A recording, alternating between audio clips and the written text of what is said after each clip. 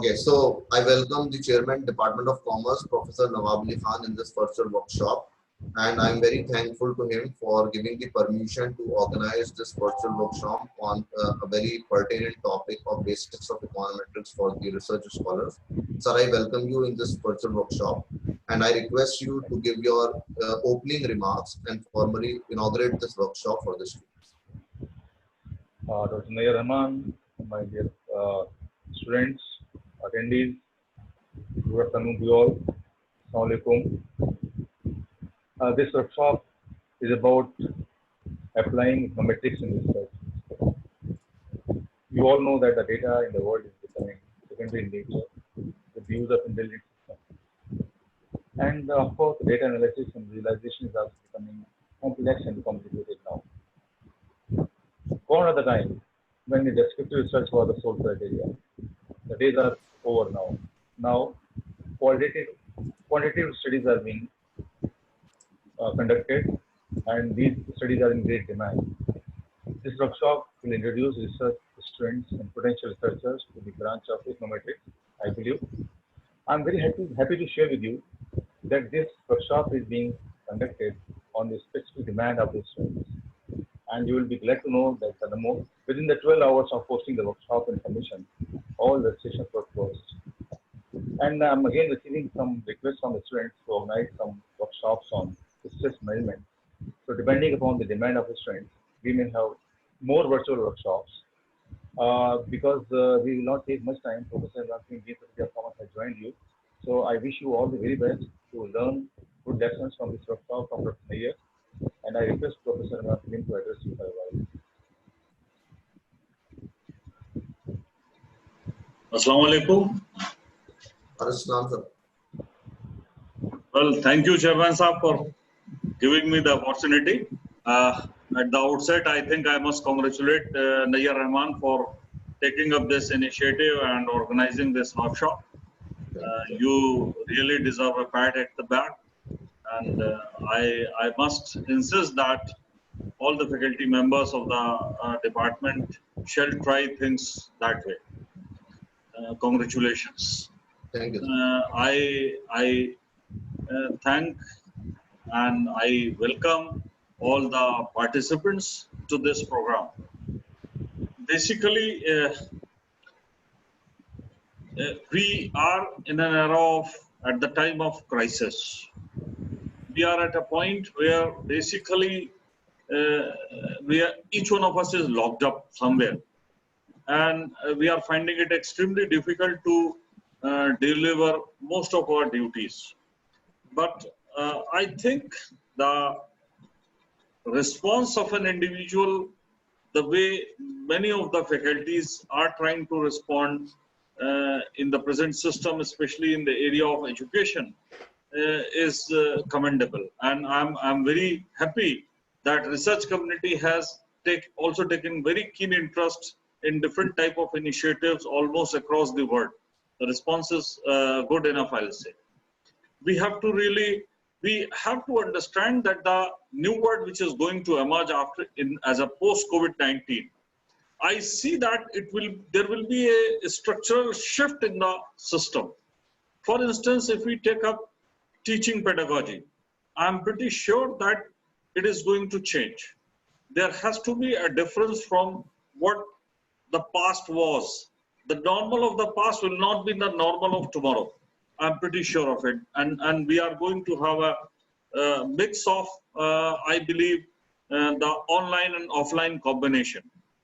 Personally, I feel that I would prefer to have some online things available all the times to all my students, and then later on discussing those things in the class rather than just taking up each of the things afresh in the class. So that would prepare the students beforehand coming to the class and then build up the things. So that is how I see the words to come. Similar type of changes I foresee in the research era. I strongly feel that, and I always felt it, that the research community must appraise itself to the latest of the techniques. See, we always don't need to really be the master of every technique that we might be in need. but a basic appreciation, a basic understanding of the concept is the minimum that we call for. If you want to be a good researcher in life, I'm pretty confident. See, seeking help of someone is not an issue. What is an issue is that you must understand what tool you want at what point of time. Because asking someone for the help and getting your data interpreted in a particular tool, you can always shell out some bucks, or maybe just a friend of yours can help. But your data need what type of tools and instruments, it is only you who would be the most befitting person to decide. So it is extremely important. It is very, very significant to attend such workshops, not only this one, but almost across the world, whatever things, and I hope and wish that online these things, more of these type of things would be available in near future. And I request all the research scholars, whether they are present or not, to, and I'm putting it on record, that you must understand that having a concept and understanding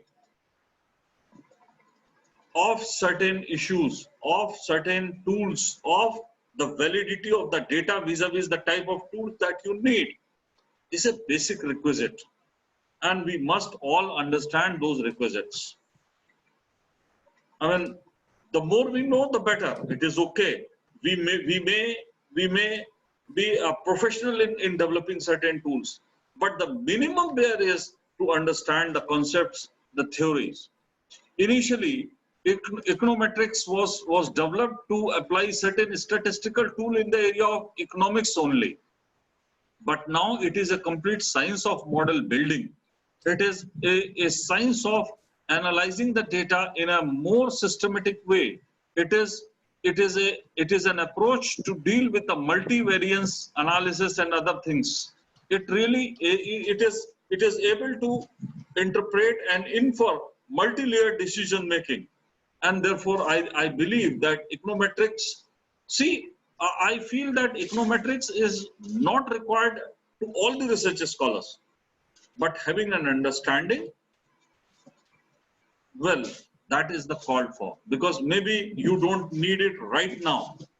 But if you are going to be a researcher, if research and academics is your career, then I'm sure that at some point of time, you at least need to have some understanding of the basic concept of econometrics. So I wish you a very good luck, and I request the participants to be very open. It's a peer group learning exercise. I will try to ensure, make myself available for this workshop. Today I'm engaged somewhere else. I have already requested Nayyar to share the recording with me, and tomorrow I'll be there in the session with you people, and I hope and wish that you continue to be a good learner. Thank you very much, everyone. Thank you. Thank you, sir. So with the permission of Chairman and Dean, I would start the workshop. Sir, you allow me to start the workshop? Go ahead. Okay, thank you. Okay. So, dear and I also will yes, take sir. a leave, because I have also taken a leave so that you comfortably enjoy your time with the students. Okay. Okay, sir. Okay, sir. Thank you, sir. Thank you. Thank you. Okay, so dear attendees, now we can formally start our virtual workshop on basics of econometrics, and we'll be having today a very fundamental discussion on what econometrics is. I'm not aware, but most of us have heard this term econometrics, and when we hear this term econometrics, generally we have some kind of idea about mathematics, statistics, some symbols which we generally don't are able to understand, some equations, differentials, etc. And those students, scholars who are not trained in econometrics, they starts generally taking workshop which starts from techniques, some brief understanding of econometrics, and then they directly jump onto several techniques. And it is same for each one of us, except for those who have had their training in econometrics, like if they are coming from economics background, And if they have opted econometrics as a particular subject, then they must have more training. That too is questionable, that how patiently and deterministically they have done that for that particular optional paper. But for general students and scholars, this is quite important for us to understand that we need to focus on understanding the fundamentals of econometrics. And this fundamentals of economics not just start with techniques, but it starts with from where econometrics came, and trying to focus on the philosophical discussions of econometrics. The word philosophy is sometimes very problematic for all of us, because we believe that philosophy has nothing to do with research. Or at least if we still believe that it has something to do with research, we don't have an idea how it is related with research. You know, if you are into research, you are doing PhD or you want to do a PhD, it's always doctor of philosophy. Why it is doctor of philosophy? And if it is doctor of philosophy, when philosophy was taught to us, and if not, why? These are some very important and pertinent questions. So I'll be starting with some philosophical discussions on econometrics. And once we have that kind of discussion, then we will start focusing on and we'll try to understand what econometrics is. You'll find this discussion a bit different from other discussions, because I have made it in such a manner that it will be related to econometrics at each level. But at single level, you may be feeling that it is how it is related to econometrics. So that you have to patiently hear, and then we'll see what issues we are facing. And after 10-15 minutes, or after discussing 2-3 slides, then I will give you an opportunity to post questions, or even to enter my video chat room so as to post questions directly on the video. You will be visible. In that case, I will promote you as panelist, and then you can ask me question, or you can share your feelings with me. We will be having some polls within this workshop, and all the technical part we are going to take tomorrow. Okay, so that is how we are going to focus our discussion. So let's go back to our discussion, and let's start formally what we are trying to target. So if you see that this is the title of our workshop, virtual workshop, Basics of Econometrics. The basics of econometrics cannot be finished in 1.5 hours, but within that basics, I have identified what should be the fundamental, or what should be the basics of econometrics. And what we are going to today discuss in the first session is philosophical discussions and arguments for econometrics, where we can understand what econometrics is, why econometrics is required, what is its importance, and what are the philosophical questions due to which econometrics came, or with the help of econometrics we can solve them. One punchline I have written, that becoming a philosopher of science, we have a distinct branch by the name philosophy of science, and therefore to undermine philosophy even in a branch like econometrics is not acceptable. There is an issue which we need to address, and that issue is that econometrics has to deal with all such parameters which are considered to be important benchmark in devising plans to reach to a particular conclusion in a particular research. So that we need to do. So now let's start with the definition of econometrics, because we are generally trained to discuss about the definition of econometrics. So let's talk about the definition of econometrics, and then we will move on with the different other parameters.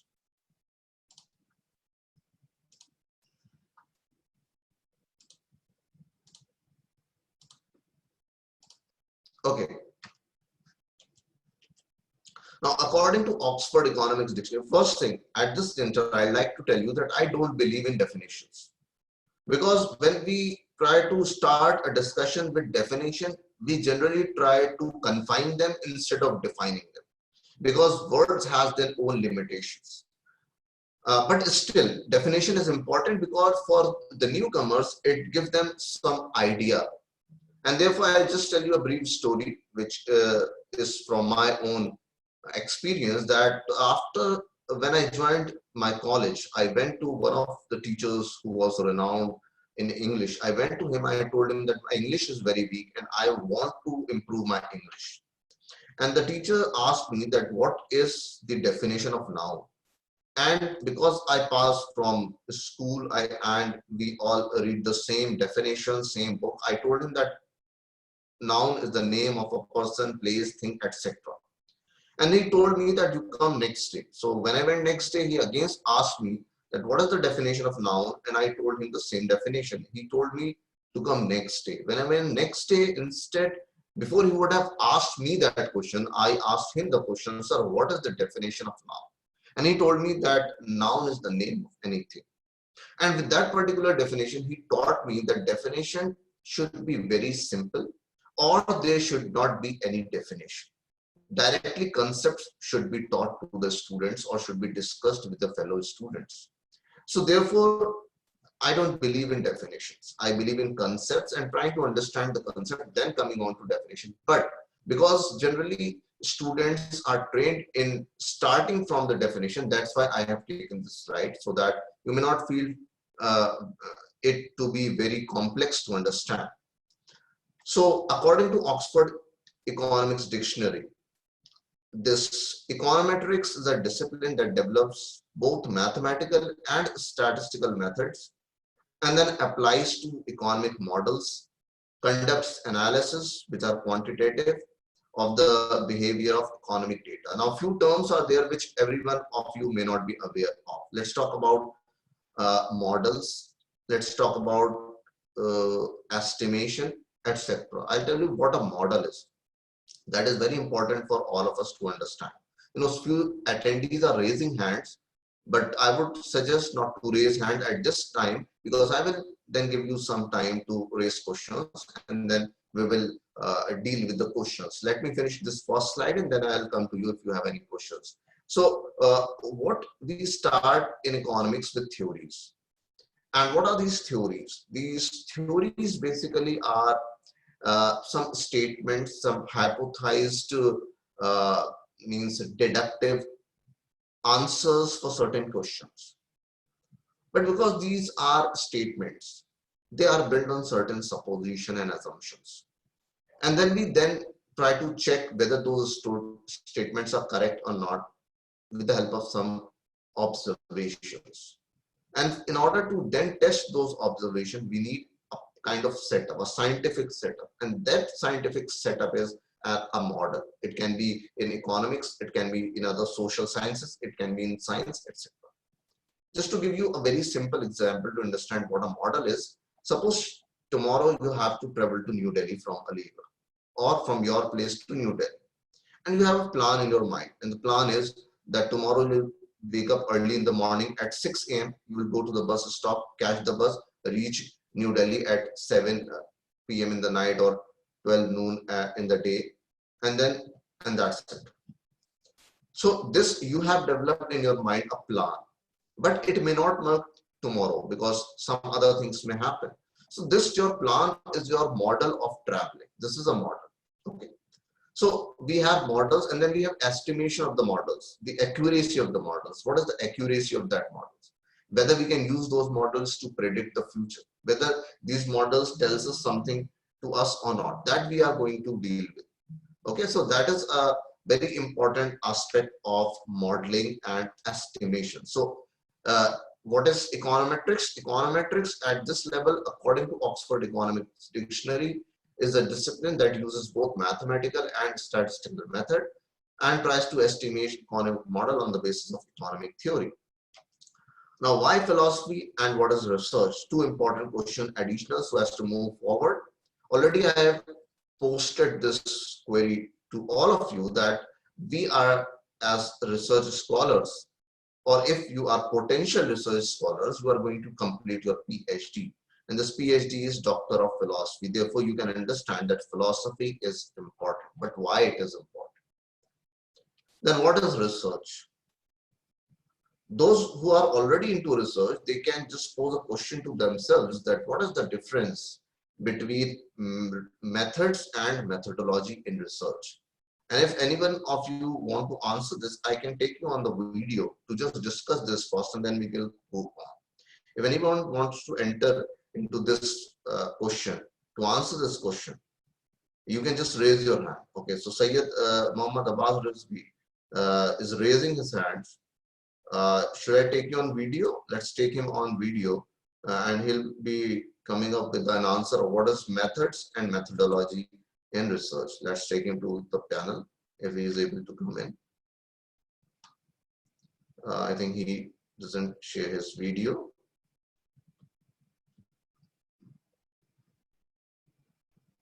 Okay, anybody else, if you would like to answer this question by coming on the video? Anyone? You can just raise their hand.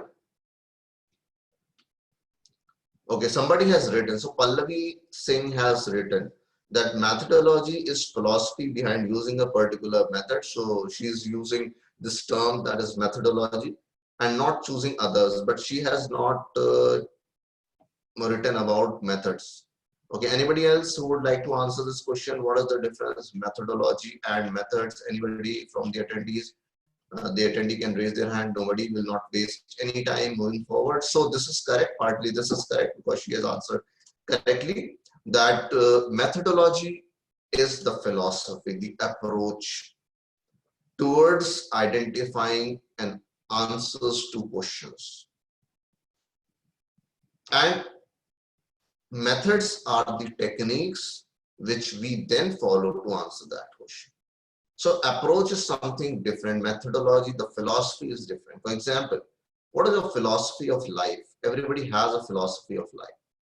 And with that philosophy of life, you then do all your activities. Two people in the world can have different philosophy of the life, but both of them are performing their task of eating, sleeping, earning, living, etc. So we can have philosophy, and then within that philosophy, we can have the techniques. That's why philosophy is important. The fundamental concepts of philosophy, like the a priori knowledge, deduction, induction, what is epistemology, ontology, etc., all comes from philosophy. And these are very important concepts to discuss. So what is research? Then another question, what is research? How you define research? There are lots of definitions, but if somebody can come up with some unique definition to define research, then I can take that particular person on panel. So anybody, if he raises hands, I can take him to panel. First, I am lowering all the hands, and then I'll ask you to raise hand if you want to answer this question. What is research? Anybody particularly? So Harilal wants to answer. Let Harilal take on the panel. We'll take him on the panel to answer this question. And do remember that only you, if you raise hand, you will be taken on panel. You should be ready with your video. So Harilal is there. Harilal, so what is your answer on what is research?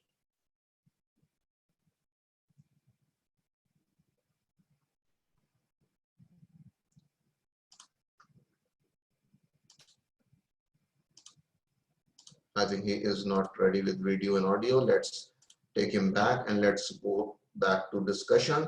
So what I will say is that research is challenging the popular notions. This is one very simple definition of research. We believe things, we believe about phenomena, we believe about a lot of relationships between different things in the world. And to challenge this belief and then to test it and then to confirm this is all about research. If you're not doing so, then you should question your research. It means that you are just trying to figure it out what has already been done. This needs to be the fundamental definition. I repeat, it is simple and fundamental. It is to challenge the notions commonly prevalent in the societies, then testing them, and then reaching to a particular conclusion. That is what is required. So that is what our research is. Now move on to the second slide when we have discussed what is econometrics and all those. Another concept which will take us to the understanding of econometrics is understanding fallacies. When I say that research is challenging popular notions prevalent in the society, or the beliefs which we have with respect to certain variables, with respect to certain concepts and phenomena, then we need to discuss a term which comes from philosophy, which is known as fallacy. We have lots of fallacies which are prevalent in our beliefs, in our decisions, and we'll discuss one of such fallacies. So this is one fallacy. They appeal to the populace, known as argumentum ad populum. So this means that what is a fallacy? First, let's see what a fallacy is, and then what is a fallacy? It's a type of argument that seems to be correct, but contains a mistake in reasoning. And if we have some mistake in reasoning, we cannot use it in research. So from research point of view, a fallacy should not be a part of research. A fallacy should not be part of writing. A fallacy should not be part of data analysis. For example, if 10 people say to me that this is A, and even if it is written B, suppose, and if I say to them, yes, it is A, then this is argumentum ad populum. Now, this is because it is visible. The example is quite simple and it is visible. A and B is visible through your eyes. That's why you will not agree to that. But things to which you have no idea, but just because, and you have no method to test it. And just because people say to you that you should believe this, and then you start believing about it, then it is known as the argumentum ad populum, an informal fallacy in which the support given for some conclusion is an appeal to popular belief, because it is popularly known, and because somebody has concluded that, you start believing it. This is a fallacy. Why we are taking fallacy? Because econometrics deals with breaking all these fallacies. And that's why I'm discussing at this point about fallacy. Now we'll take the understanding of this fallacy. A fallacy which is very common and very important for research scholars and students is known as post hoc ergo propter hoc. Okay, this is the Latin version of the fallacy. Post hoc ergo propter hoc. It's a very common philosophy. But before we go to that philosophy, I'll just pose some question to you, and then we'll discuss what those questions is all about. So now I'm launching a poll for you, to which you will have to answer. Okay. First of all, before this discussion, we will have a result that how many of you know about the term fallacy. So I'm relaunching this particular poll. Now the poll has started for you. You all can vote for this poll. Are you aware about the term fallacy? Means how many of you before this discussion were aware about the fallacy? That you all have to answer, and then we will share the results. Before this virtual workshop, how many of you heard the term fallacy or read the term fallacy, or means anyhow you were in touch with this term fallacy? So people are voting. Just next 20 seconds more. Right now we have 41 attendees. Only 24 have voted. I request all of you to very fast vote, because we don't want to lose any time, because we have lots of slides to discuss, and my target is to finish it till 4:30, and then take all your questions related to econometrics, and then we'll end, and then we'll have another session tomorrow. Still people are voting. Next 10 seconds more. Now we have 28 attendees have voted. I request all of them to very quickly vote, so that we may end this poll, and then we may move forward. Okay, let's end this. We don't want to waste our time. Let's see the results of the poll. So now if you see the results, 36% of the people who voted, this is very important to identify, because otherwise it will be a statistical fallacy. So 10 attendees, participant had voted that they have heard somehow this term fallacy, or they may be knowing the meaning of this term fallacy. 12 say that no, they have never heard this term, and 6 say that maybe, but they can't recall.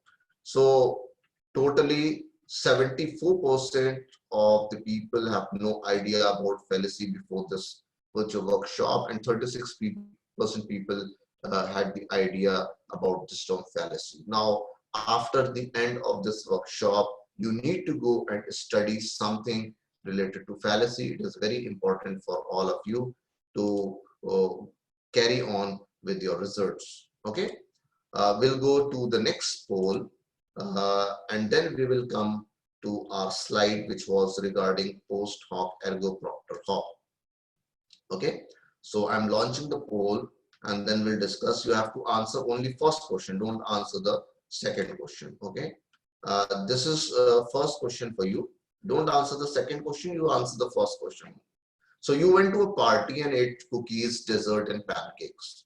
Upon returning the next day, you had severe pain in the stomach. Generally, what is your belief about the possible cause or causes? What is the possible cause or causes of this stomach ache? You have to answer this. You have 1 minute to answer. Be quick so that we can then share the result, discuss it.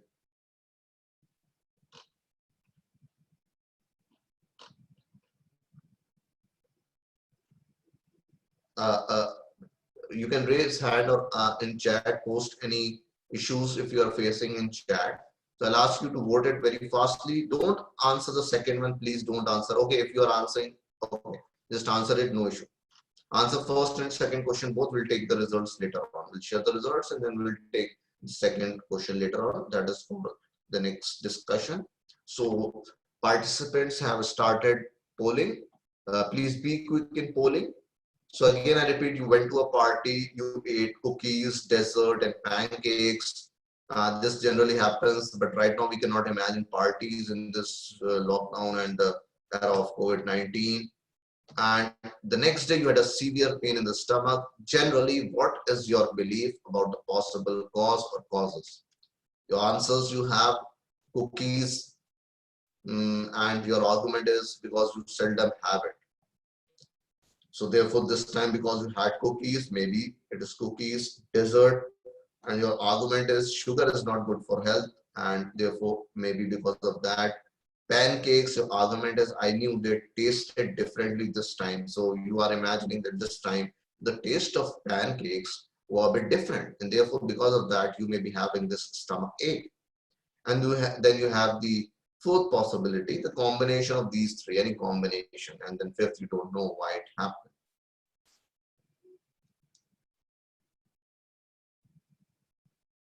Second answer is not submitting. No, it is submitting. Okay, so just next 10 or 15 seconds more for you to answer. I can see 17, 20, 23, 24 students have participants have already given their vote. Voting is 60% people have voted. Just not take it Indian election. Let's make it 100% this time. 65% have voted. The mark is going up. 67% have voted. This is important for us to discuss the next slide.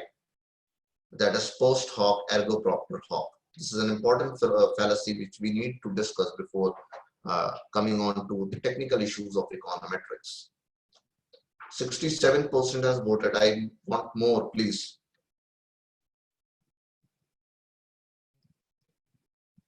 Okay, so I'll just end the poll to share the results with you all. Now we can share the results. Okay, now you see the first one, the highest combination of these three.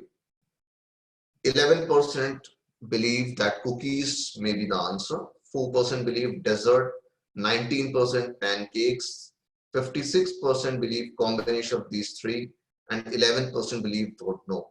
So the right answer for a research scholar or from the point of view is 11% don't know, we don't know. With this, we'll come to the discussion of our next slide, which will answer why this answer is the correct answer. So the most important fallacy for research students in research is the post hoc ergo propter hoc, which means that after this, therefore because of this. Okay, after this, therefore because of this. This is the meaning of this post hoc ergo propter hoc. So with this particular case of going to a party and eating most of us will believe that this stomach ache is because of what we ate in the last night, in the party which we had. But that may not be the case, because we have a number of causes of stomach ache. It may be nervousness, it may be low blood pressure, it may be that you have had some juices, etc., which may be the problem. It may be just something to which it is very difficult to know the problem. These kind of things. And you have no conclusive belief also to believe that it was because of pancake or because of dessert or because of anything else. So from research point of view, this is not the correct answer. The correct answer we don't know. Okay. So generally, this is the popular misconception in research, that because something happens after something, we start believing and trying to see a relationship between these two. I'll give you an example. In old ages, drum beating and solar eclipse was related. It means what used to happen in primitive times, when solar eclipse used to happen, then people started beating the drums. And now we know that because the duration of solar eclipse is very less, suppose 5 minutes, 10 minutes. So after beating the drums for 5 to 10 minutes, the solar eclipse would end. And the people, the primitive people, will believe that the solar eclipse actually ended because of their drum beating. Now we know that it is not drum beating which is actually ending the solar eclipse, but it is actually the solar eclipse itself which has a duration of 5 to 10 minutes and then it ends. Therefore, to relate drum beating and solar eclipse is a fallacy. Okay, so what they were believing is, they were believing that because they were beating the drum and then solar eclipse was ending, therefore they believe that there is a relationship. And the drum beating is the cause of ending solar eclipse, which is not. So this kind of relationship even today are present in different type of social sciences and sciences. People believe it, and in order to burst those beliefs and to come up with conclusive evidence for some cause and effect relationship, we want to be very cautious of this post hoc ergo propter hoc, that is the fallacy. In short, we call it the post hoc fallacies. What is the conclusion? That mere temporal succession does not establish a cause. Just because stomach ache came after the party doesn't mean that it was because of party. Just because after drum beating, solar eclipse ended, it doesn't mean that it is related to that. We'll come another example which is quite popular and which is very easy for all of us to appreciate and understand. Suppose we have a new prime minister in an economy. This is the chart which shows the trend of gasoline prices per barrel. So starting from January of any year, this is hypothetical, to December of any other year. Now, if you see at this level, if you see that at 120, means in the month of May, if you see, we had 120 as the gasoline prices per barrel. And this you can see. Okay, at this point. Now, at this point also a new prime minister was appointed. And what happened that after this period, the gasoline prices per barrel, they started falling down. Now, what will journalists do? What will general people talk about? What will be the common notion which would be spread by the political parties? That because the gasoline prices are going down, it has something to do with the new prime minister. And they will try to encash it. Even people will start believing about it. Even journalists will start writing about it, that the new prime minister has come in and the prices have started falling. But there is no scientific relationship between these two, because we know that the international gasoline prices per barrel are related differently. And therefore, it has nothing to do with the political authorities. Therefore, we cannot believe that this particular relationship is a just relationship and it has some cause and effect relationship. Therefore, it is again just a fallacy. Therefore, any such relationship needs to be checked very systematically and very cautiously, so as to know that whether this is really a relationship or it is not. So we should always be cautious of this kind of belief, and therefore we should not believe in such type of relationships. So econometrics try to deal with these fallacies. It wants to avoid all these fallacies. And when it wants to avoid these fallacies, then it has this issue that it wants to deal with all these techniques, etc., where we don't want to have this fallacies. Now we'll go back to some discussion on this fallacies, that now econometrics has so many fallacies to deal with, so many misconceptions which people are having, and this we do with lots of methodologies and techniques. So we'll go to the next slide to see what we are going to have. Now, up till now, if you have any questions, you can post it in the question box so that we may go with those questions also. But I would suggest you, and I would prefer questions to be taken at the end. At this point, you can write your notes, note down the question and issues which you are facing, and then we can take those questions at the very end. Now see some real world examples to this fallacies. In 1991, we had the new economic policy in India. In 1992, we had the Bombay Stock Exchange crash. Now, because of this stock exchange crash, the crash was almost by 1500 points. Small investors burned their fingers very badly. They were negatively affected, and market capitalization fell by around 1 lakh crores. And there were news which started popping up that this is because of the new economic policy. Even few researchers started writing about it, that it is because of new economic policy, because in 1991 we had the new economic policy, and 1992 we have the stock exchange crash. So somehow they started believing that it is related.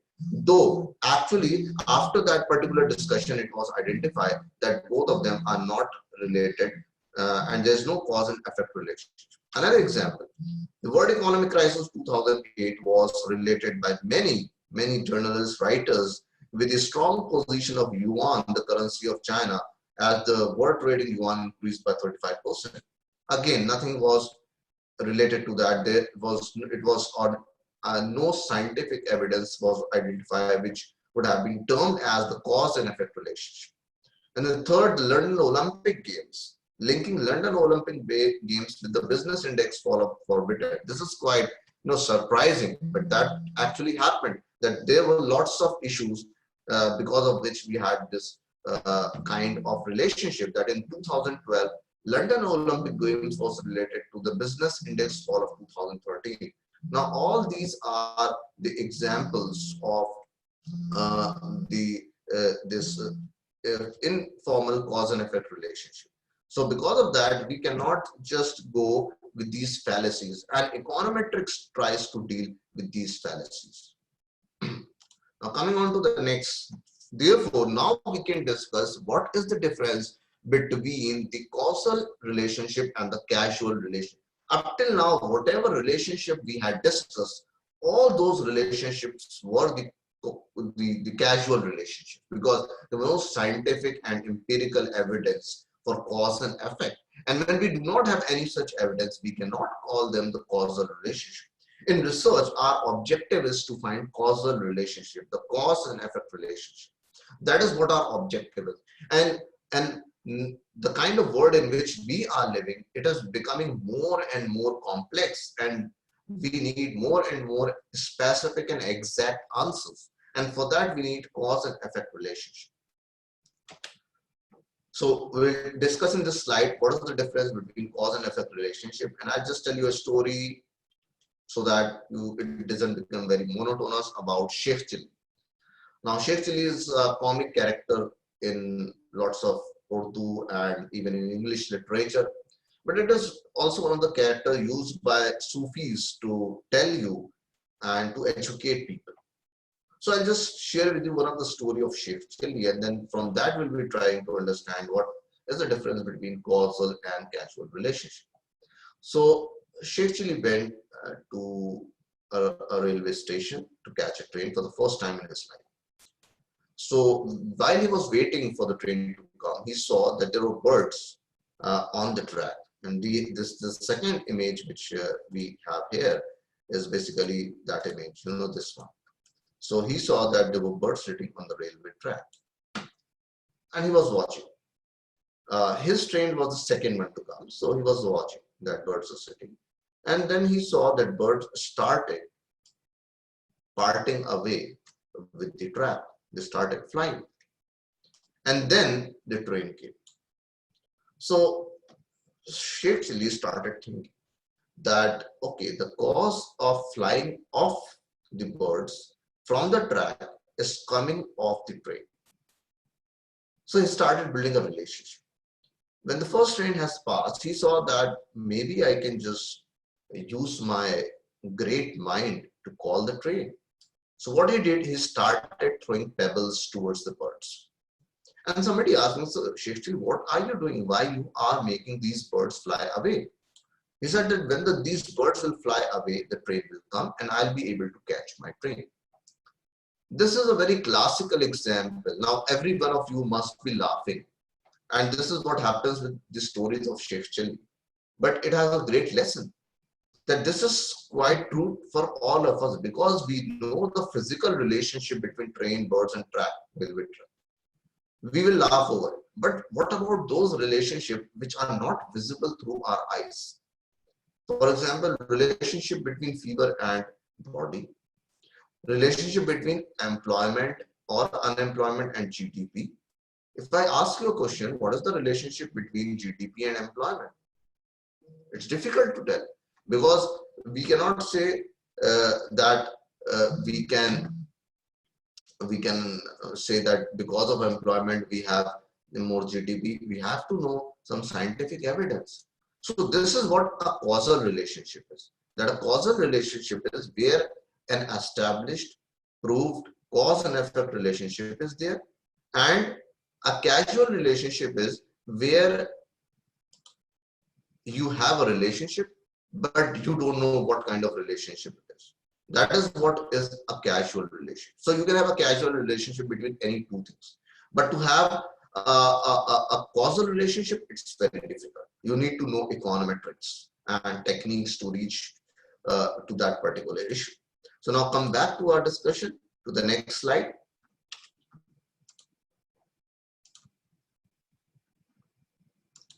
Okay, so now we have this one graph, and with the help of this one graph, we'll try to again understand what is a casual relationship and what is a causal relationship. So if you see, portmanteau is a term which defines econometrics. It means it is combination of 2-3 disciplines. That's why we call it portmanteau. So this term I have introduced over here. Now you see, this is a graph. There are two series are there, series 1 and series 2. If I ask you a question that what is the relationship between these two series, and just I will stop the screen share over here and just to tell you. Okay, so what will be your answer? If anybody wants to answer what is the relationship, I'll just first lower all the hands and then I'll ask you what is the relationship between these graphs which I had told you to discuss. Again, I'm showing you the graph. This is the graph. Okay, what is the relationship between these two series? We have two series, series A or X, you can say, light blue, sea green, and series B, that is the blue. If any one of you would like to answer, just raise your hands. Let me see if anybody is raising hands. Nobody is raising hands. Anybody? Nobody wants to answer it? Okay, if I tell you another additional information about this, let's take the additional information. The additional information for this is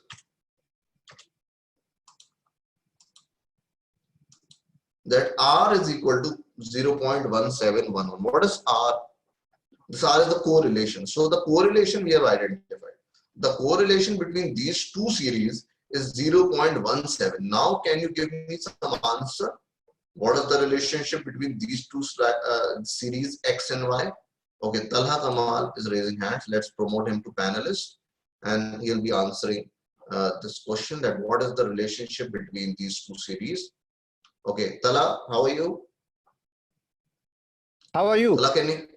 I'm fine. So, Tala, what is the answer? What is the relationship? The answer is these two series are basically correlated. They are related to one another, but the magnitude of relation between them is very less, as it's 0.17. There is very Okay. little relationship between them. As with the And seeing the graph, we cannot identify the exact relation. They are positively related. okay, okay, very good. So according to the correlation statistics, thank you, Tala. According to Thank you. the correlation statistics, there is a positive relationship, because if we go back to the slide, we'll see that it is plus, because minus is, so it's plus, but it is low relate. It has low correlation. So what we conclude with these two series, the correlation tells us that there is some kind of positive relationship between these two series, but the relationship is weak. Now we move on to exactly see what these two series are. If you see these two series, if we take the real-time data of these two series, now these two series were the birth rate per 1000 and the GDP growth. Now you need to question that, is there fundamentally a relationship between birth rate and growth rate, GDP growth rate, or no? Means we mean to say that if birth rate is going up, GDP of the country will go up, or we should believe that if GDP, or vice versa, if GDP of the country is going up, birth rate is going now. Can you imagine that if GDP of the country is going up, birth rate will go up? So you need to have some foundation. If you have some foundation, then only you can come to conclusion. So even if the statistical technique correlation is telling you that there is some kind of relationship, there may not be. Not just theory is important, but other things are also important. And this issue is incorporated by econometrics in order to decide about cause and effect relationship. Okay. So what Raghu Ram Rajan said, that is very important. So Abbas's raising hand will come to Abbas later. His statement mentioned in the book Saving Capitalism from the Capital is very important at this point of discussion, that correlation is a statistical superstition. Causality, that is cause and effect relationship, is a side. We focus too much on correlation, but correlation is a statistical superstition. Causality is a sign, because everybody is trying to correlate. People who believe about different concepts which we laugh at, they are also trying to have an answer for that, and that is correlation. They have subjective correlation in their mind. So therefore, econometrics is all about causality and standing in a position to correlation, so that the conclusions are real-time conclusion, having theoretical foundations, and which are scientific in nature. That is what econometrics tries to deal with. Now, the spatial feature of econometrics, apart from cause and effect, is the randomness. And for this, we need to discuss few important issues. Each one of us, or most of us, would have studied about the demand function. Okay.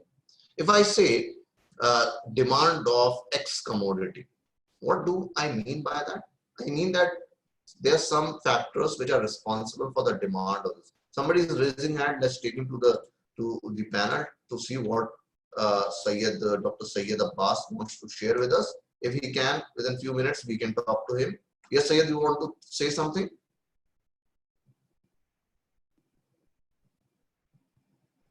I think he is not audible. Let's go back. Okay, so my issue was that take the theory of demand.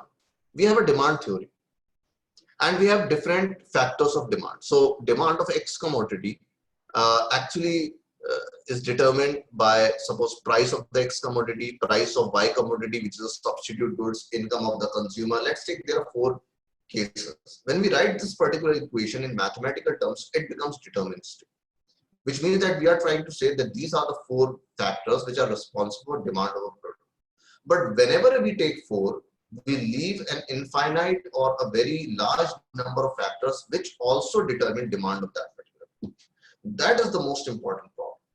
We call it randomness. And most of the models which we have studied theories, the relationship, the production function in economics, the demand function in economics, all are deterministic. By deterministic, we mean that we can write it in a very static manner.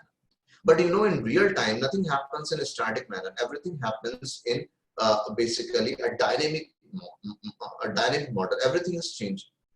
So therefore, it becomes unrealistic to take a model which is deterministic.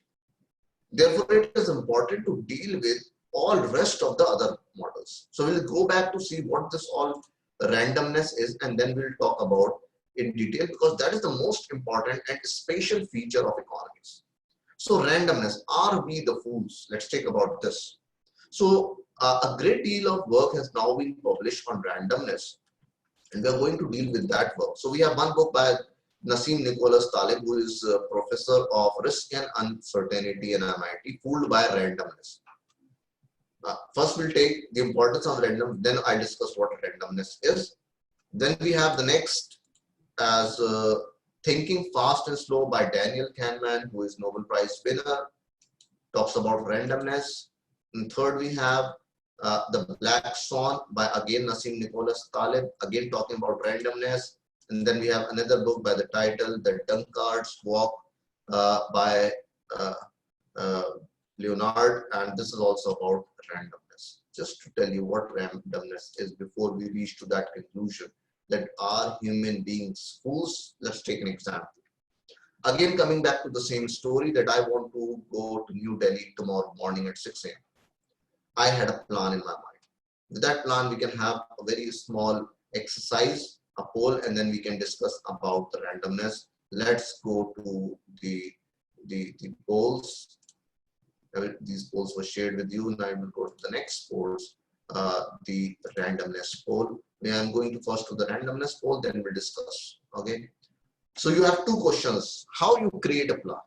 Answers: without thinking, thinking but not active one, and active thinking. What is thinking? But no, you just think you have a plan and you apply it. And this is without thinking. Thinking but not active means you gave some thought to it, but you were not very deliberate. You hadn't written any notes. You haven't had your plan in a book, and then you identified. And then active thinking is writing the plan, deciding alternate methods, paths, etc. The second is, why do we fail in our plans? First, we make plans but don't follow the course. Second, we have assumptions that do not hold true. We have limitations of imagining the whole situation. So you need to answer. 36% of the participants have voted. I request all of them to be very quick in answering these polls so that we do not waste time, because I want to finish the next 30 to 40 minutes so that it's not boring and not too much for you. And then we can discuss the rest of the things tomorrow in tomorrow's session. So 63% have voted. We have 38 participants. I want more participants to join. 24 have already voted. Please be quick. 63%. I want more, please. Okay, very good. The mark is going up. Let's vote it. Next 20 seconds more, and then we'll share the results, and then we'll discuss those results, and then we'll come to the story, and then we'll come to randomness conclusion. So we have participants are voting continuously, 69%. I think this is the maximum for this poll. I want one or two more to respond to this very quickly. It doesn't take any time. 69%. Last 10 seconds for you to vote, and then we'll share the results. Randomness in progress. We want to talk about randomness, which is one of the very special feature of econometrics, which makes us different from mathematics and statistics. Okay, so I'm ending the poll. I'll be sharing the results with you. Okay, so how you create a plan? Most of the people have said active thinking. Why do we fail in plan? Most of the participants have said we have limitation of imagining the whole situation. Very good answer, very correct answer. This will take us, and so 25% believe in thinking but not active one, and 29% believe we make plans but don't follow the course. 25% we have assumption that do not hold true. Both these options of assumptions and limitation is very important for all of us. So we'll go back to the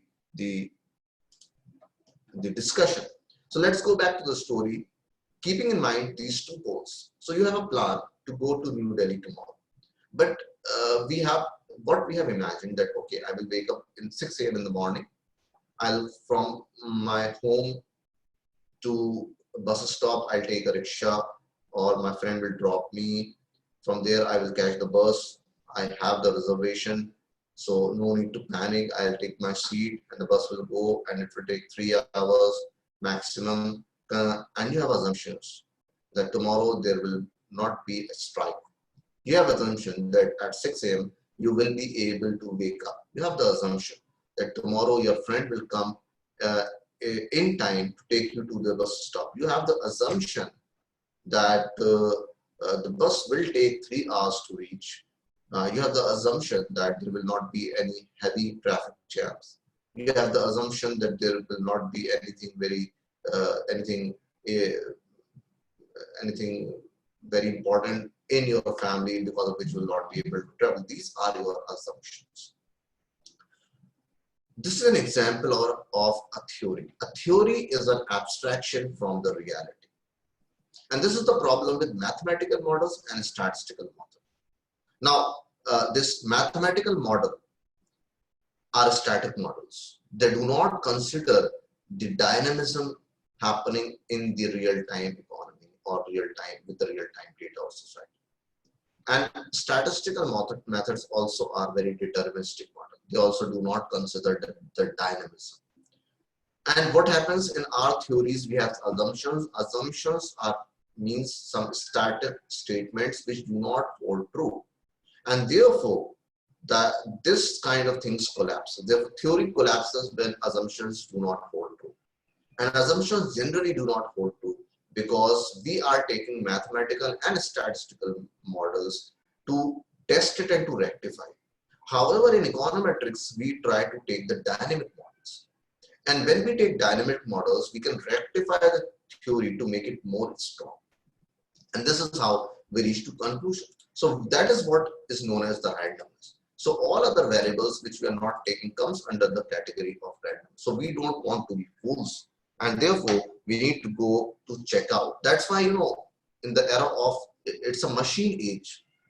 And in machine age, the human beings will not be able to accept it. But machines have outpaced human beings because machines have an intelligent system of cause and effect relationship because they do not have the dimension of not imagining all the factors which can affect them. And then they can have a dynamic model. So we will go to the next slide, which deals with the randomness, so this is the philosophy of randomness. Randomness in econometrics is known as the error term or the stochastic variable. It is denoted by these two. This is epsilon and mu.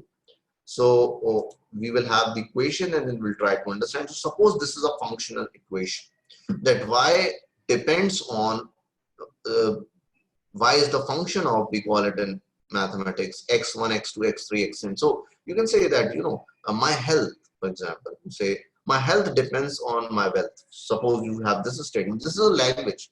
And this you can also write in mathematical language. So this is just another way of writing what you said, where confusion is not there. However, in language, whether it is English or to the human language, there is possibility of confusion because there is possibility of interpretation. But once you write in mathematical terms, there is no possibility of confusion. The only limitation is that the other person or the people who are your audience, they should be able to know this language. Same is the case with the computer science. So we'll take the easy example of health function. Suppose we believe that health depends on age, food intake, exercise, mental well-being, gender, anger, patience, money, honey, sunny, etc. So we have lots of factors which are responsible in our health. Even factors which we undermine. For example, happiness is an indicator of your health. For example, reading is an indicator of your health. I don't know whether participating in a virtual workshop is an indicator of health or not. We can write it. So whatever number of factors are there, we have this statement which we believe or which we hypothesize. Now this same equation statement we can write in mathematical terms. So if we write in mathematical terms, it is something like this: that health is the function of age denoted by A, food intake denoted by F, exercise denoted by E, mental well-being denoted by M, gender denoted by G, anger denoted by A, patience denoted by P, and money through M, honey through H, and sunny, and then we have this infinity. So this is what this is, it's a modeling. But the issue is when we write it in econometrics, if we write it in mathematical terms, whatever we are selecting, it will be like this without this error term. But if we are writing in econometrics, we have to mention the error term, which is this epsilon. So we have the A, F, E, M, G. Suppose you imagine or you take for your consideration only these 5. It means you have a static model of 5 variables, which are affecting health. But we have a dynamic world. So we can take more, which are not even related directly to health. And all other factors which we have not included, that will be under this error term, which is the random variable. All randomness will be error term. And in econometrics, there are techniques and methods to deal with this randomness and to minimize this randomness. And that is what is the portion which is the most important factor or most important consideration in econometrics. And all these beta 0, beta 1, beta 2, these are known as the parameters, the coefficient, but generally it's very difficult. It's sometimes very technical to call it coefficient and parameter. In simple terms, it means that by how much, that is what they're dealing. Suppose I'm happy, but how much happy? Okay. I am improving, but by how much I am improving? So this comparison is of by how much is basically all these coefficient and parameters, beta 0, beta 1, beta 2, beta 3. In economics, you can take the example of elasticity is optimal. Elasticity will be determined through these betas. So that is what we are trying to deal in econometrics, to deal with this random variable. And this is important for all of us to appreciate econometrics, that this kind of randomness is controlled in econometrics. However, in journalistic writing, in writing without econometrics, people do not consider this to be a serious problem, although it is a serious problem. And that's why it happens that lots of the research of the people are not accepted, not about publishing, but also in the policy organization, in think tank institute, they don't consider those where cause and effect relationship is not quite visible. And if you apply econometrics in your research publications, in your research reports, then it becomes quite easy. If you know what tools and techniques to apply for, it becomes easy for you to publish it, to submit it in think tanks and policy centers. So this is known as ceteris paribus, that is taking all other things as constant. But we are not taking in econometrics it to be constant. We are taking in econometrics to be controlled, and therefore we have techniques through which we will control this randomness, which is the error term. Okay, so in this particular case, this becomes a model where when I was trying to travel to New Delhi, now I have some dynamic factor and I have some alternative plans as well. So what I have done is I have prepared 3 plans. This I'm giving an example that what a plan in econometrics would be like. It would be like I have plan A, where I have everything fine. Then I have plan B, where I am relaxing few assumption. Okay, tomorrow there will be a strike. Plan C, where I am relaxing the assumption. Okay, I will not be able to wake up at 6 a.m. tomorrow. So then I have 3 plans. These are the alternative models. And then I go with testing of the models, and then I reach to one conclusion. This is what is the approach of econometrics dealing with. And at the top of it, in each model, we have controlled randomness, where we are trying to minimize the effect of rest of the variables. We are not saying that, okay, all rest of the variables are constant, because it is unrealistic. But we are trying to minimize the impact of all rest of the variables, which we have not taken in our model, to least affect our the dependent variable, our variables. And even if they are affecting, then also we should know what kind of, at what extent they are affecting our models. So this is what is the approach of this econometrics, and this is the spatial feature. Then we'll go to the next slide. Now we are going to end it very quickly so that I can take some examples from your part. Background and historical development. Being a member of Econometric Society, United States of America, I have this responsibility and duty to share with you that the Econometric Society of United States of America is the original society and the first society to come up with econometrics as a distinct branch of analysis. In 1930s, economists, statisticians, and mathematics came together to develop this new branch. Ragnar Frisch and Joseph Schumpeter, they were the proponents of this. At one point of time, I was publishing one of the newsletters by the name Frischkometrics to write about econometrics and its relevant. Now, being a member, I contribute my suggestions, voting. I have the voting powers to vote Econometric Society, etc. So this is the historical background. This has in logical positivism and empiricism had a great impact on econometrics. You can read more about positivism and empiricism in philosophy and research. What is this? It basically means that real-time data is very important to reach conclusion. People believe that positivism means that theories are not important, but it's not true. Theory has its own importance, but data also has its own importance. And if we club together, then we can reach some very important solution. Now, the argument, why econometrics, why not statistics? We have regression econometrics. We have regression in econometrics.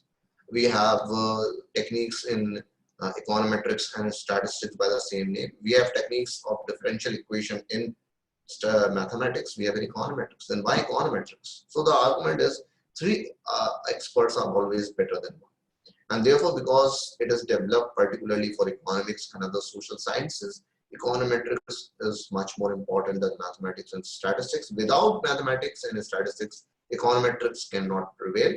But in order to reach to conclusions where theories and data confrontation is there, econometrics is much more important. And it is also very important because for young researchers, we can train them in econometrics because without any technical and without any technical background in mathematics and statistics. And the second argument is statistical models are causal and the econometrics models are causal in nature. Statistical models are deterministic, like we cannot have any dynamism in that, but real-time data is indeterministic, which requires for dynamism. So I think I have completed the task within the time. Now we will have questions and discussions, and we have two approaches for questions. One is that you can post it in question section, your questions. Second is that if you want, I can invite you as a panelist, your video will appear and then you can ask question and have a discussion with me. We have next 10 minutes within which we can discuss. My pace was a bit fast today, but I believe in completing the task within the time, and going beyond 1.5 hours have been too much. So that's why tomorrow maybe we'll take a bit more, but that is on my part. So if you have any questions, any query right now, you can post it. And meanwhile, I will run another poll if I have how was the pace of the workshop. And meanwhile, you can post your questions in question box, in chat box. You can raise your hand if you want me to invite you. So I'm launching the poll for you.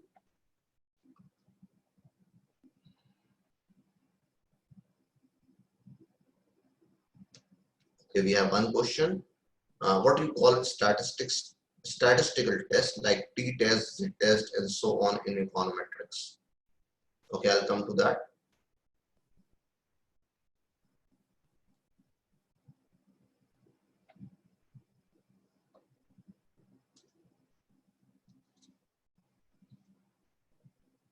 People are voting, 58%, 22 have voted.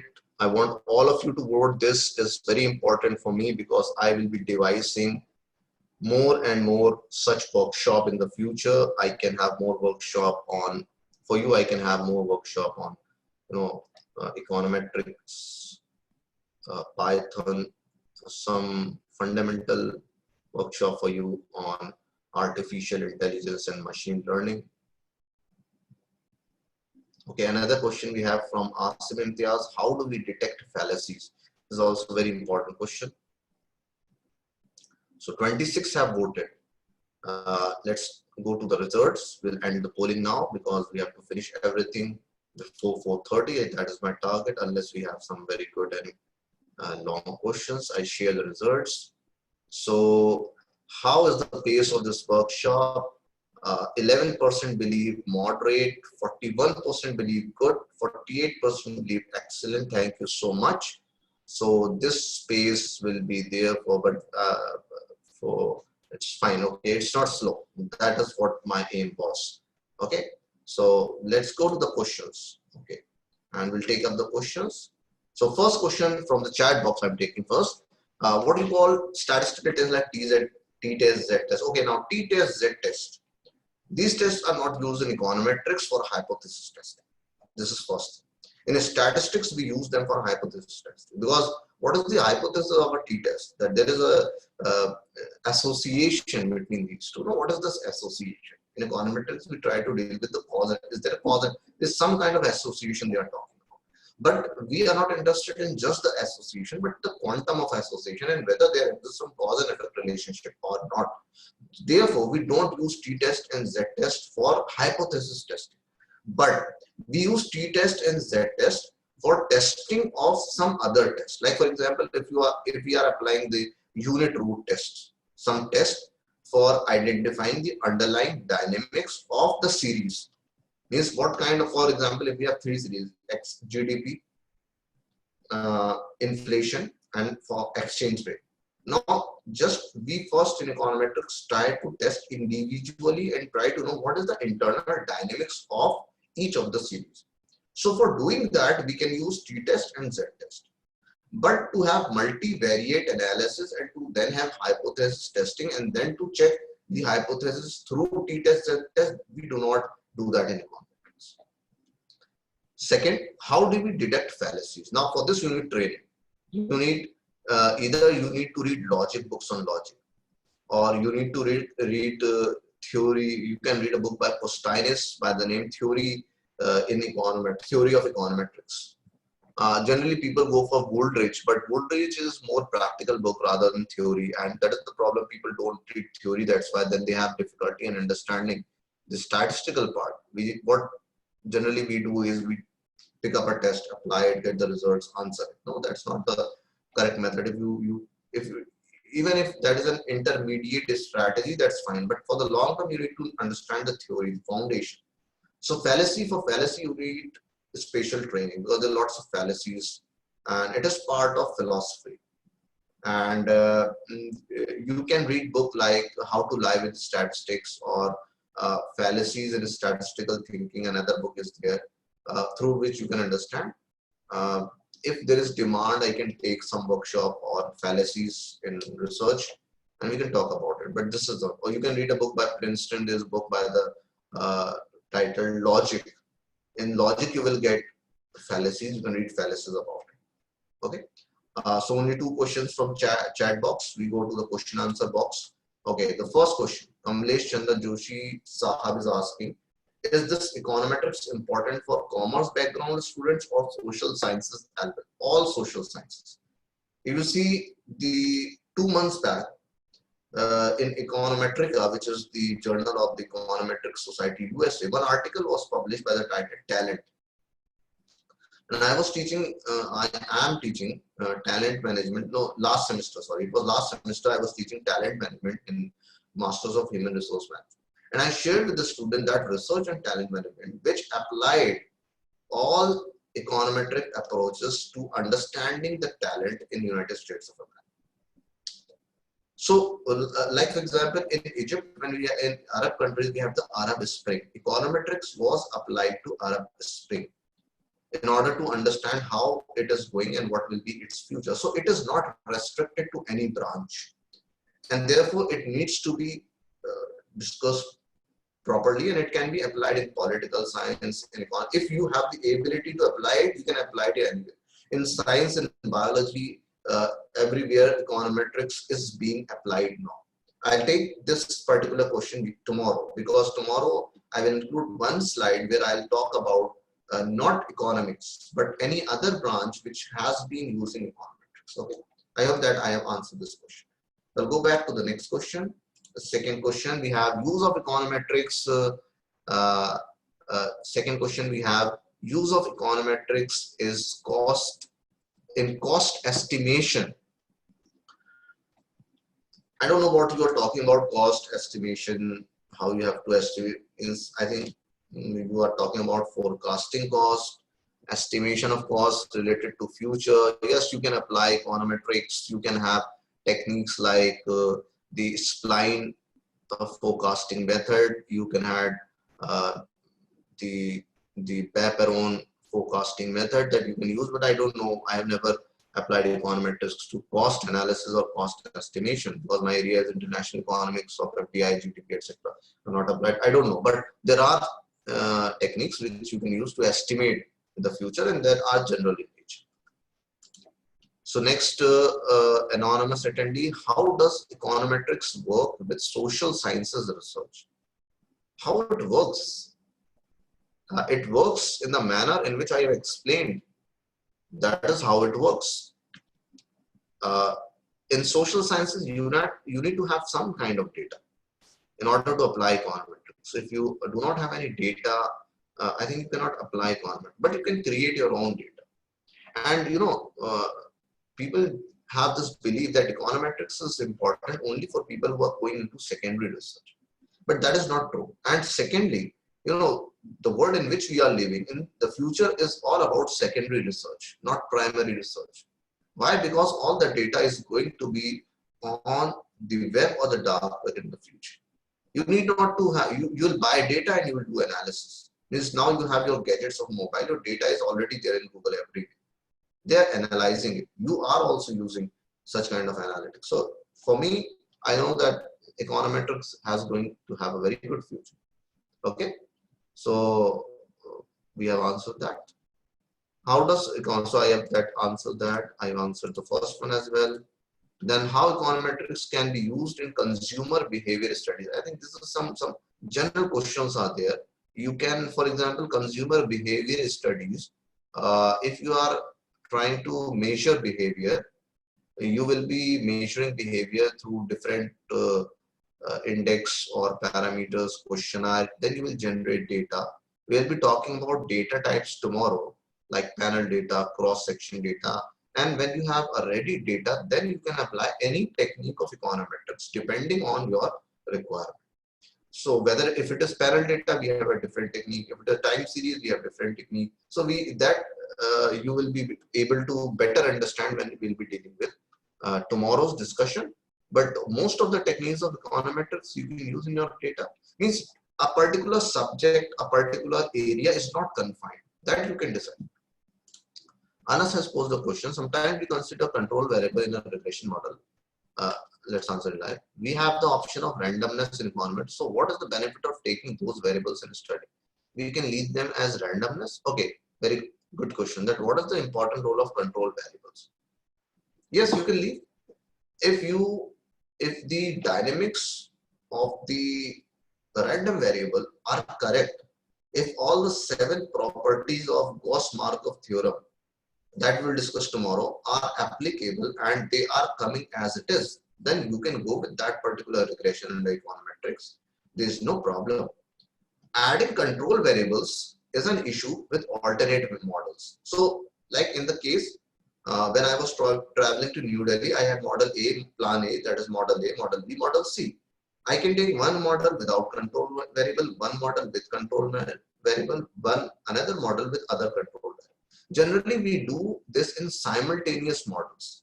And the objective of control variables is that when it is not coming according to our theory, then we want to add some new variables to see whether now it is coming close to theory or not. Without the theory, just adding control variables and doing it doesn't make sense to me. Because without control variables, also you can go with that if the underlying dynamics of your model are correct. Which means that if all the ordinary OLS, the final sample properties are coming according to assumption, then it's always correct to go without control variables. For which book? Which book I should go for learning econometrics from basic to advanced? I would recommend Costain is The Theory of Econometrics. Then you can go for Wooldridge also is there. People go for Gujarati. Gujarati is also there. Basic econometrics by Gujarati. By Wooldridge is there. You can go for Costinus, theory of econometrics is there. You can go, means the first thing is you should read a book. Okay. Don't ask for what kind of book. If you go to any book of econometrics, fundamentally you will go. Shom's series of econometrics and statistics is also one of the very good books. Okay, now this is, if I can show you the books, I'll just see if they are here. I can show you in the next, okay, what I'll do, in the next session, I'll show all the books. Okay, then how can we use econometrics in tourism hospitality domain? Again, that you have to decide. I am not a expert in the area of tourism and hospitality. I can tell you that if you have any real-time data in any branch of study, in any discipline, you can apply economics. That I can tell you. But I can't tell you that in tourism, what are the specific areas where you can do, because I'm not I'm not an expert in the area of tourism in hospitality. Forecasting economic cost. I think she is relating with, yes, you can do in econometrics. You can use lots of cardinal forecasting methods are there, Blair forecasting methods are there, spline forecasting methods are there. You can do that, no issue. Now we have a few more questions in chat room. Okay, we have, okay. It would be kind of you if you could do a lecture of fallacy detection. Okay, I note that down. Can we use econometrics in primary data research also? Obviously, you are using econometrics. Means people who are going for regression, if you want to have a dynamic regression, you are using econometrics, but you don't know. Applying regression only is statistics, but applying regression in a dynamic model is econometrics. So if you are going for factor analysis, actually the internal dynamics of factor analysis are basically part of econometrics. But only you have to make more dynamic models, then it will be much more closer to econometrics. Then how useful is econometrics for primary data research? Very useful. It is very useful for primary data research because economic starts with data. It doesn't start with primary data or secondary data. If you have data, you can pick up any econometrics technique and you can apply it. It doesn't ask you whether you have a primary data or secondary. You should have a data, and it asks you what kind of data it is. Generally, primary data are cross-sectional data. So we have a different, we have lots of techniques and assumptions and methods to go for this cross-sectional data. I think if we have variables and if there exists some relationship between them, we apply econometrics. Yes, you can. It's not, this is her comment. Yes, we can apply if we see that there's some kind of relationship, to which we have two types of debates are prevalent. One is that one debate suggests that you need to have a theory, and then you go with a data confrontation, and then you can have results. The other group goes with that even if you do not have a theory, you can use your data to make a theory, but that theory cannot be checked again by the same data. This is the second school of thought.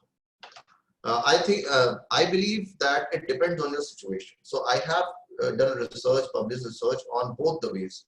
One where theory was existent and we have modified the theory, applied. One where theory was not existent, like one of my research papers on role of W. Tillio in bricks. I developed a modified gravity model, and where the theory was gravity, but in gravity model, I have dropped lots of variables and modified the model according to my need. Now, this particular model was not available. So because of that, it was like from the model, from the data and the model, I went towards the theory. So now we have more of both the methods. We have a data, we draw some inference, we deduce, then we come from general to specific, and then from specific to general. Most of the researchers want to think in a very compartmentalized manner. For example, they say, okay, I'm doing a research where I'm moving from general to specific. Others believe that I'm moving from specific to general. But if you see it in a very deliberate manner, you always have a combination of both. If you are going from general to specific, so you can go, and then again you generalize. If you are going from specific to generalization, then again you after generalization, then you again talk about that what was the sample. So it's a combination of both. Again, we have one more question, and this will be the last question which I am taking. If Introduction to Econometrics by Stockdale Watson is a very good book. Yes, I am posting this. This is also a very good book to understand basic econometrics. Saleh Javed Sain. Maybe I have not read that book.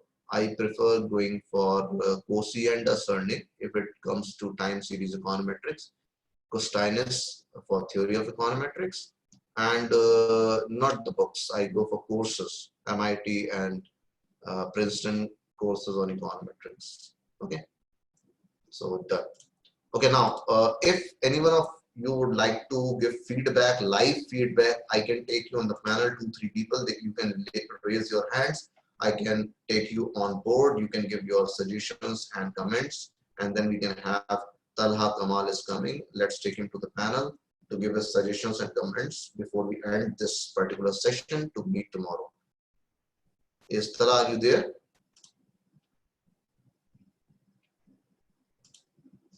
Talha, can you hear me?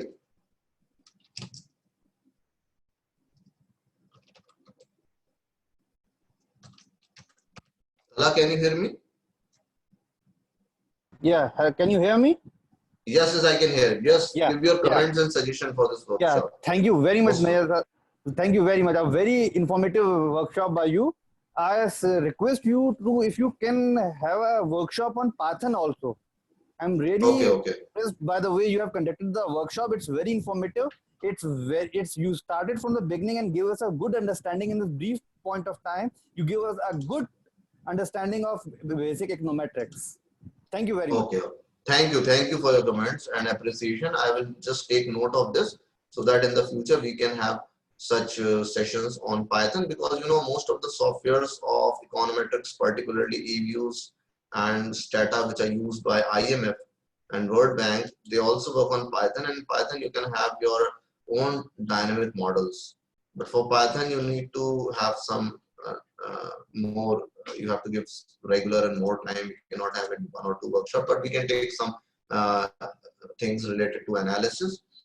So with this, anyone else would like to come up on the panel to give his or her comments? Most welcome. 1 or 2 students more, so that we can share the comments with the dean and chairman of the department, so as to give us more opportunity for more such workshop. Anybody else? I would request if people can volunteer. If you can go, you can just give your suggestions. So Maria, should I give you an opportunity to come and suggest? You can just make your video off and you can just submit your comments in your audio for every one of us. And somebody not from Aligarh Muslim University outside, if they can submit their yes, Maria. Welcome, Maria. What are your suggestions and comments on this workshop, first session of the workshop?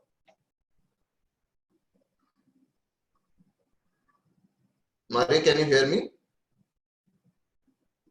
Hello. Yes, Nair bhai. Can you hear me? Yes. Can you give your suggestions and comments on the workshop? I want to give only my one comment to you. First of all, congratulations, because this session was very good for me, because I used to scare of econometrics from a very long time. It used to scare me seriously, but today's session was very good for me and for all of us who was the newcomer. Thank you, Nair bhai. Thank you. Thank you so much. Thank you. And now last one, anybody from outside the Aligarh Muslim University, if they can come and give their suggestion, and with that we will end and then we'll be meeting. So we have Sana. Sana wants to come in as panelist. I'm promoting her as panelist. Yes, Sana. Yes, Sana, can you hear me? Welcome to this session. Now you can give your comments and suggestions to all of the participants. Even you can give your criticism if there are any.